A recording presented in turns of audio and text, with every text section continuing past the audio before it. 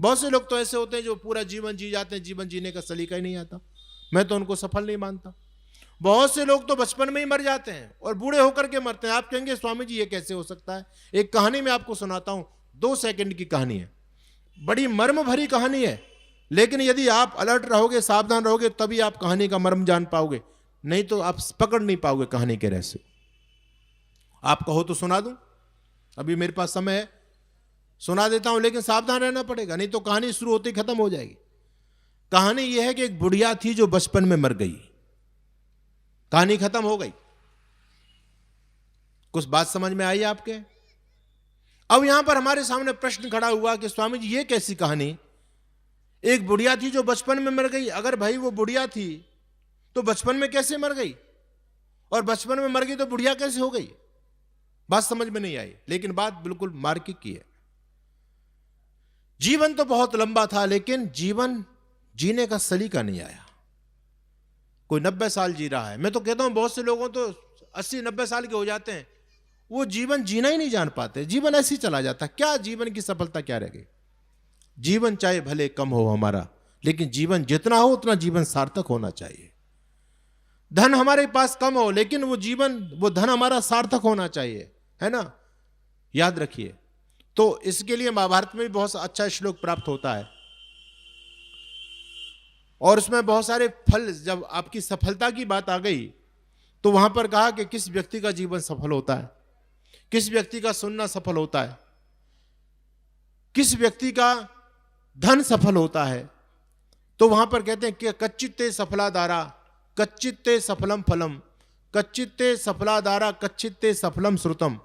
वहां पर कहते हैं कि किस व्यक्ति का गृहस्थ सफल है, ध्यान रखना, किस व्यक्ति का धन सफल है, किस व्यक्ति का जीवन सफल है, और किस व्यक्ति के वेद सफल है। यानी वेद यानी ज्ञान, किस व्यक्ति का ज्ञान सफल हो गया। तो वहां महर्षि वेदव्यास उत्तर देते हैं, अग्निहोत्र फला वेदा।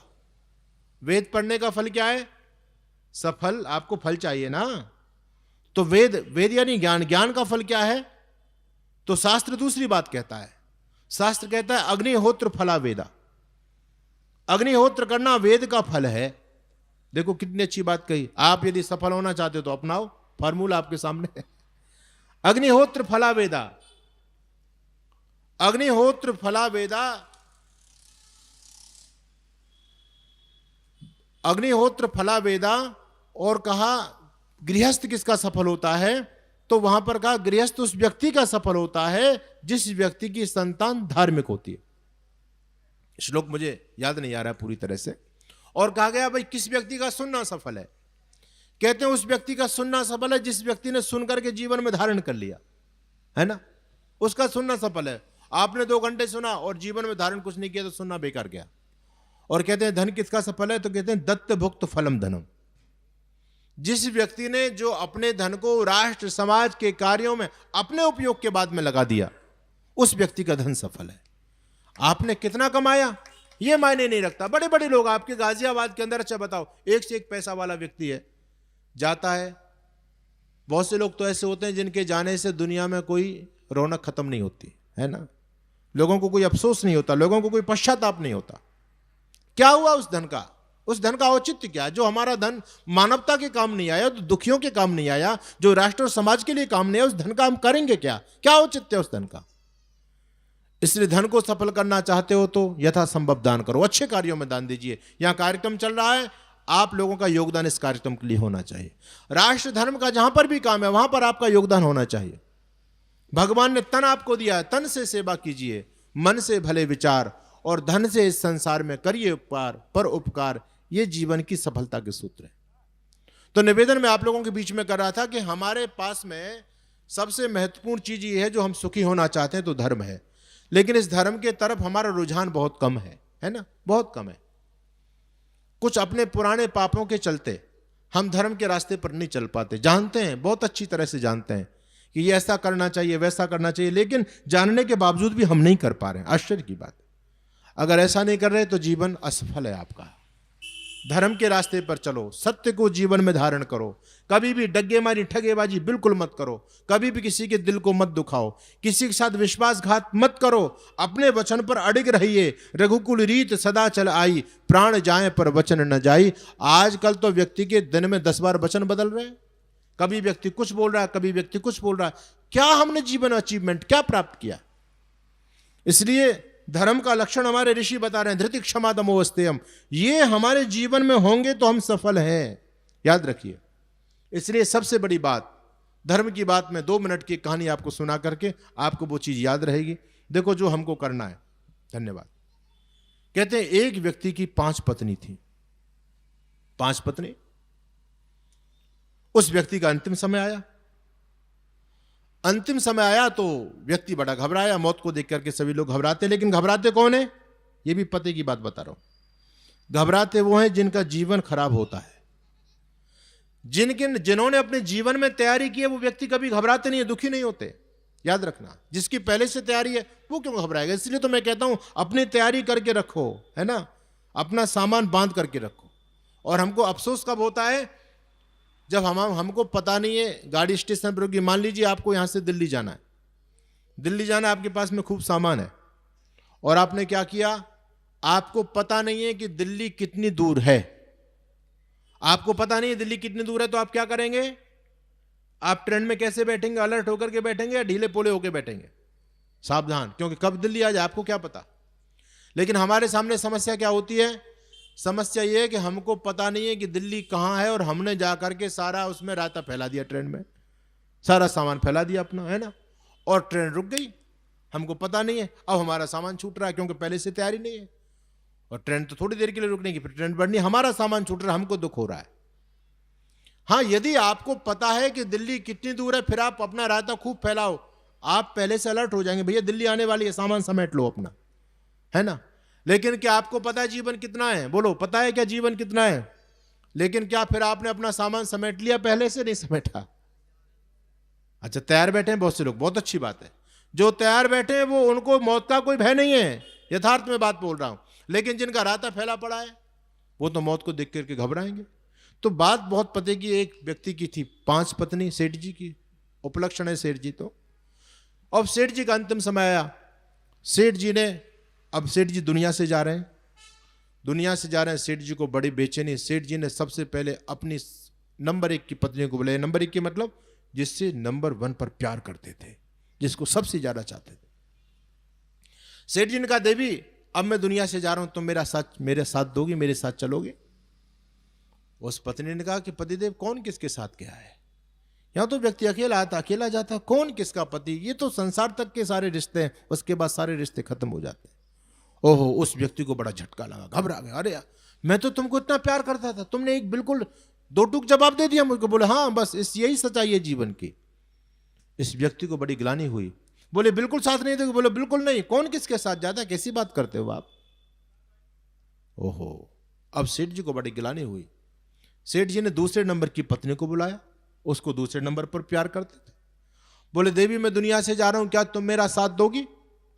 उसने कहा, पतिदेव देखो, साथ तो कोई किसी का नहीं देता, लेकिन मैं तुम मेरे पति हो, मैं तुम्हारा इतना जरूर साथ दूंगी, जब तुम दुनिया से जाओगे तो मैं तुम्हारे को घर के दरवाजे तक मैं तुम्हारा साथ दूंगी। इससे आगे? बोले इससे आगे नहीं जा पाऊंगे।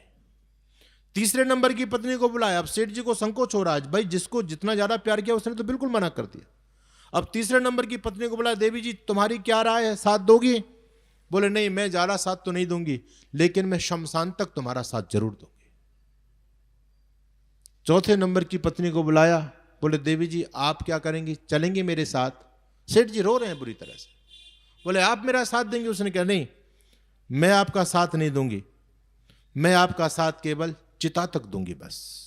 सेठ जी को बड़ी आश्चर्य हुआ। बोले कमाल हो गया, जिसको पहले नंबर पर चाहता था उसने तो बिल्कुल ही पल्ला झाड़ दिया। अब 5वें नंबर की पत्नी को बुलाने की, पूछने की सेठ जी की हिम्मत नहीं हो रही थी। भाई ऐसे कैसे पूछे, इससे ऐसे क्यों? इसको कभी समय नहीं दिया, कभी समय नहीं दिया। छठे चौमासे, साल 2 साल 6 महीने में कभी बात कर ली तो कर ली, बाकी उसको कभी जीवन में महत्व नहीं दिया। अब इससे कैसे कहे कि देवी जी क्या आप मेरे साथ चलोगी? लेकिन वो 5वें नंबर की पत्नी इसके भाव को पढ़ लेती है। वो कहती है पतिदेव चिंता मत करो, चाहे आपने मुझको समय कम दिया है, मेरे से प्यार कम किया, लेकिन मैं आपके साथ जरूर चलूंगी। इस व्यक्ति को आश्चर्य हुआ, ये तो उल्टा मामला हो गया। पहले नंबर वाली नहीं गई, क्रमशः उन्होंने साथ देने की बात कही। आप जानते हैं 5 पत्नी हम सबकी हैं। पहली पत्नी क्या है? पहली पत्नी धन संपत्ति। ये किसी के साथ नहीं जाती, बिल्कुल भी साथ नहीं जाती। अच्छा, धन संपत्ति से हम सबसे ज्यादा प्यार करते हैं, बोलो नहीं करते? सबसे ज्यादा। पत्नी भी प्यारी नहीं है, बेटा भी प्यारा नहीं है, सबसे प्यारा रुपया। कहते हैं ना भैया, कौन सा है वो कहावत है, ना बाप ना भैया और सबसे बड़ा रुपया। तो सबसे बड़ी जो चीज है वो बिल्कुल भी साथ नहीं देती, बिल्कुल साथ नहीं देगी। दूसरे नंबर पे जब रुपया पैसे से थोड़ी फुर्सत मिलती तो आदमी किससे प्यार करता है? अपनी देवी जी से। और देवी जी कहां तक साथ देती है?